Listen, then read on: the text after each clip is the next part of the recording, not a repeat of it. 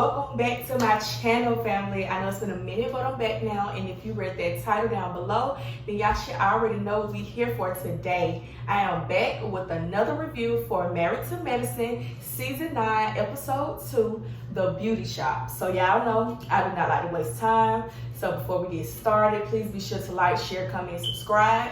Turn on your post notifications so that you're notified every single time your girl call your phone, okay? So without further ado, let's get into this review. So the episode opens up with Dr. Heavenly. Now she's going to visit Dr. Jackie at the clinic, and it's after hours, and Dr. Heavenly is late to her appointment, honey. She's late. So she get there and she's trying to call Dr. Jackie's phone for her to come open the door for her. And when she get back there, you know, they go to talking, and she basically shares with Dr. Jackie that she has not seen her cycle in 2 months, and she thinks she might be pregnant. Now, when she said this, I'm like, I don't know how old Dr. Heavenly is, but I know good and time well, whatever egg she have up in there is hard-boiled and ready to be scrambled at this point, okay? It's no babies coming out of there, sweetie, unless God himself come down and put it there. So anyway, Dr. Jackie starts to tell her, you know, you're in the premenopausal stage, basically. Sex, of course, is gonna be null and void. You're not gonna be moist down there. Everybody's body is different. But, you know, she tells Dr. Heavenly she's going to get some blood work from her.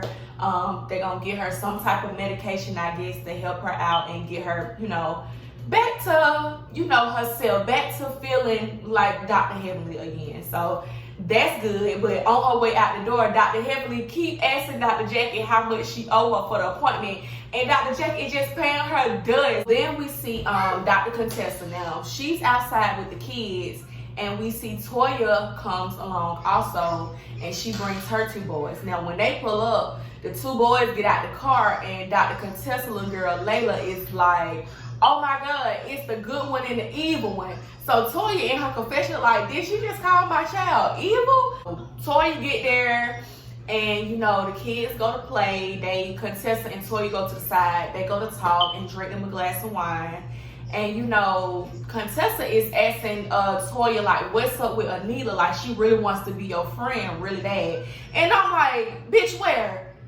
Why would anybody want to be have such great pressure to be Toya's friend? I'm not understanding. They get into the whole Heavenly thing. Now, Contessa's thing this season is going to be her being upset with Heavenly because Heavenly got up on her YouTube channel and was talking about her and Scott's marriage, and nothing that she is getting up there saying on her YouTube channel is different from what you done showed us on national television. The only difference is this lady supposed to be your friend, and she up on her YouTube channel further engaging in conversation about it. Now that's where I say, Heavenly, you wrong. If this your friend, it's no way I'm gonna get up on my platform, my YouTube channel, my Instagram, my anything where I know I have a following and talk about anything that, like, you know, personal that my friend have going on. It's 7 a.m. in the morning, and we see Anila and her family.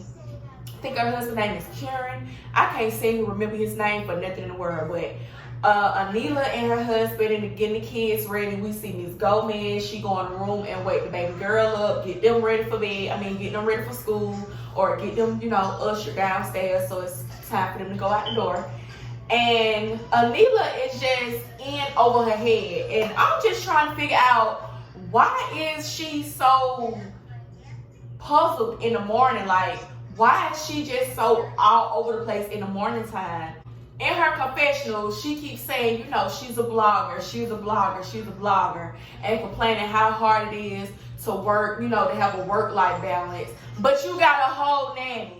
And my whole thing is, you keep saying a blogger. Are you a blogger, or are you a content creator, or are you like a influencer per se? Content creator / social media influencer. That's the category that I would put her in. I wouldn't, you know, really call her a blogger. And it's still morning time for Quad them also. Quad getting her nephew ready to go to school. They running late as well. And I'm just thinking, okay, maybe everybody is running late because the camera crew is in their house early in the morning, because everybody cannot be late taking their children to school. What fry the baby her egg for the morning. Her mom comes down. In the morning time, she gonna drop him off. But in the evening time, he gotta ride that bus. And he say he do not like to ride the school bus because they be on there acting like some maniacs. And he try to tell them to keep it down, but they don't be listening. And Quad say, because that's what it's a bus for. It's a bus. Quad says in her confessional that she enjoys, caring for her family, looking after her family. It's a new normal for her, but she's open to it. Heavily, she is on her way to the beauty supply store and she's making plans for her grand opening. They already had a soft opening, but now it's their grand opening and she wants to do it big.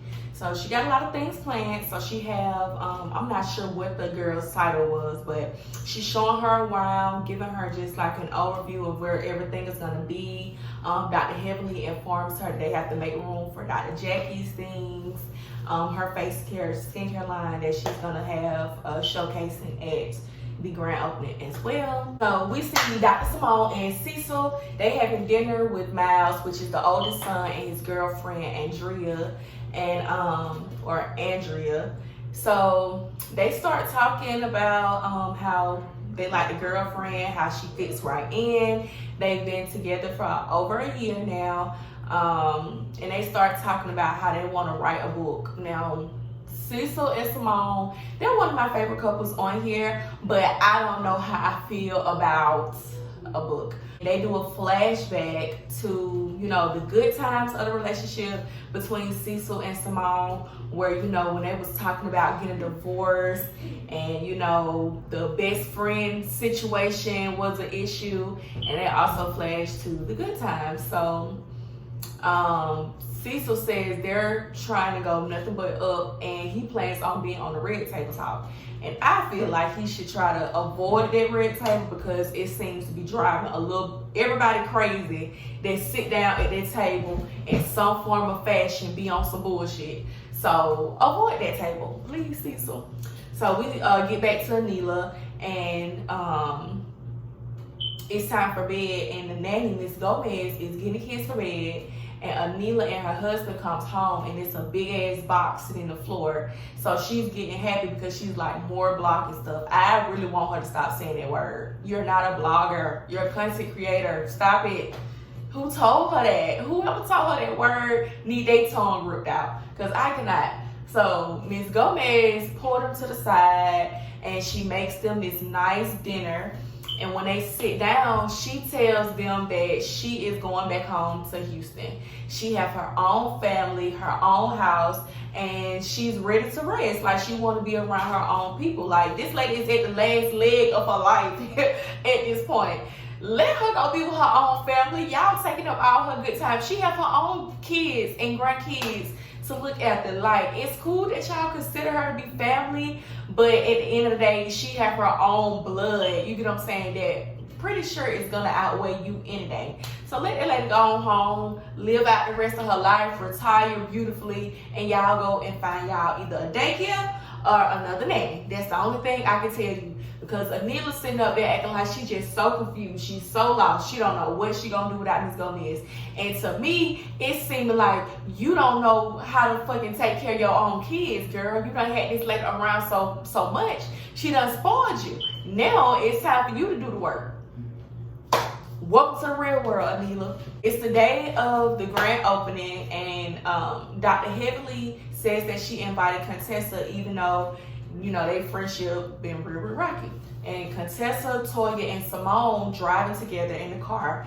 And of course, they hating, dry hating as usual. In the car talking about Dr. Heavenly turned a Christian bookstore to a hair store. And Toya in the car laughing, but you ain't got no business yourself. You ain't got nothing going on. You sitting at home working Eugene ass till he gray in his goddamn head, taking all his fucking money, moving every 2 months.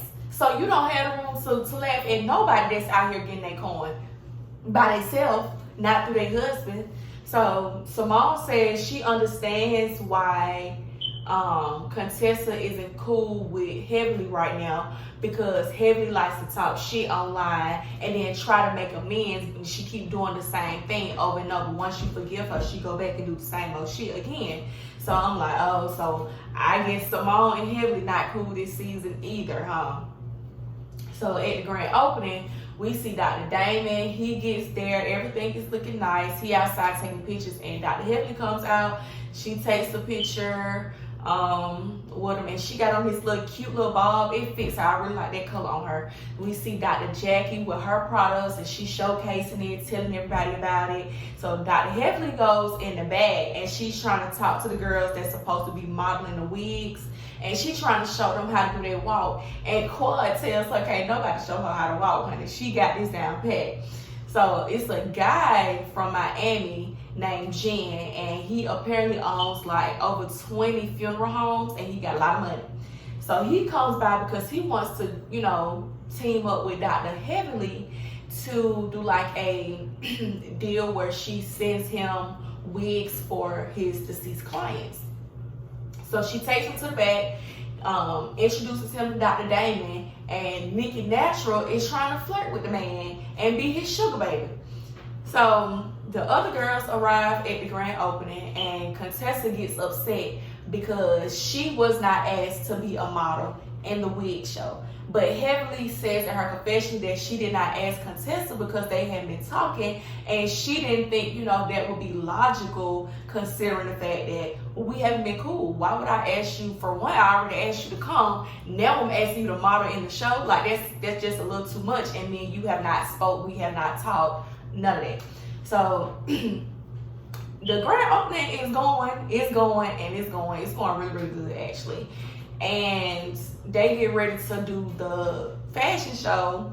Everybody come down. Dr. Heavenly come down. Dr. Jackie got her, not Diana Ross, got her Whitney Houston wig going on. And then Anila come bringing her lame ass down the fucking runway. And she got disinfectant spray, spraying it everywhere, all in the air, making people cough, getting the dang on runway slippery. She is just a bird brain. I'm not understanding why she do half of the stuff that she be doing, but that's Anila. And then she didn't even have on a wig.